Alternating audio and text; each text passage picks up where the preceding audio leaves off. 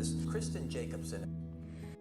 Just because someone looks fine doesn't necessarily mean they are, and high-functioning anxiety proves it better than anything else. It's easy to believe if someone looks like they have it all together, a full calendar, strong performance, everything under control, then they're probably okay. They don't need help. They don't struggle like other people. They're the dependable ones, the strong ones. But that's bullshit. Over time, I started noticing a pattern, especially in the clients who looked the most polished, the ones who didn't miss deadlines, who got praised at work, who showed up early to every session.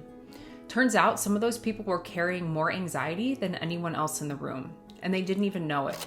Let me give you a picture. Client comes in, has the job, the routine, the family, the list of achievements. On paper, they're winning. But when we dig a little deeper, they can't stop overthinking. They wake up exhausted, even after sleeping 8 hours. They feel guilty when they're not productive, even just for a few minutes. And they're constantly preparing for problems that haven't even happened. They don't crash, they don't explode. They just live in a quiet, steady state of tension that never really goes away. This is high-functioning anxiety, and it's often invisible, even to the person living with it. Here's the tricky part. Everyone around them is reinforcing the image. You're so organized. I wish I could keep it together like you. You always seem so calm. But what they're actually seeing is anxiety that's been disguised as excellence, control as safety, productivity as coping.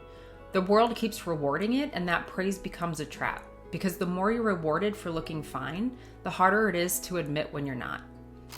So let's challenge that myth, that being high functioning means you're mentally well. If that were true, then why do so many high achievers feel like they're drowning on the inside? Here's what's really going on. Anxiety activates the nervous system's fight or flight response. Cortisol increases, your heart rate rises, your muscles tighten, and your brain locks into survival mode. This is what your body does when it senses threat. And for many people, especially high achievers, that threat isn't physical, it's emotional, and it's tied to failure, disappointment, rejection.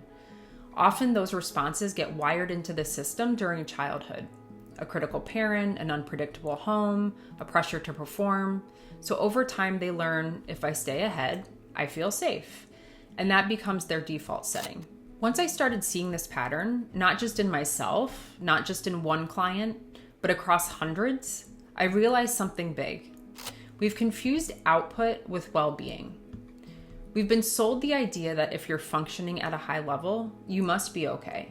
But here's the truth. Functioning doesn't mean you're fine. It means you've built systems around your fear. Systems that keep you busy. Systems that help you succeed.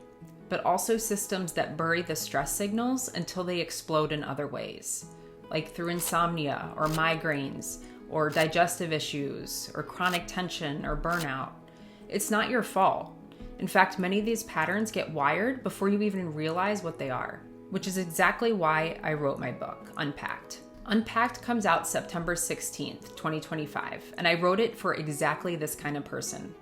High achievers who feel like something's off underneath the success. People with perfectionism they can't seem to shake. Folks who sense that their anxiety might be connected to early emotional dynamics, but don't know how to break out of it. This book helps you spot the subconscious patterns that run your behavior and shows you how to interrupt them. I break down what emotional survival mode really looks like and why so many people are living it without even knowing. No fluff, no toxic positivity, just the tools to stop self-sabotaging from the inside out. Now back to the real question. What do you do when you recognize this in yourself? First, stop waiting until things are bad enough. Anxiety doesn't need to reach panic level for it to matter. Just because you're productive doesn't mean you're regulated. Just because you're composed doesn't mean you're okay. What you feel, the pressure, the guilt, the responsibility, it's real. You don't have to explain it away. You also don't have to crash to justify taking it seriously. The biggest shift comes when you stop convincing yourself that this is just who you are and start asking, why am I like this? Let's change the goal. Instead of chasing constant achievement, what if you focused on safety inside yourself, not needing to scan for what's next, not operating on edge 24/7, not bracing for something to go wrong? That's what true health looks like. It's not just performance. It's not just appearing calm. It's actually being able to let go of urgency and still feel like you're okay. That shift is possible, and it's not about fixing yourself. It's about understanding the patterns that got you here. That's what Unpacked walks you through, not just insight, but steps to actually rewire how you respond to stress, achievement, relationships, and your own internal pressure. So maybe we were wrong all along. Maybe high functioning doesn't mean you're doing well. Maybe it just means you've been surviving for a long time.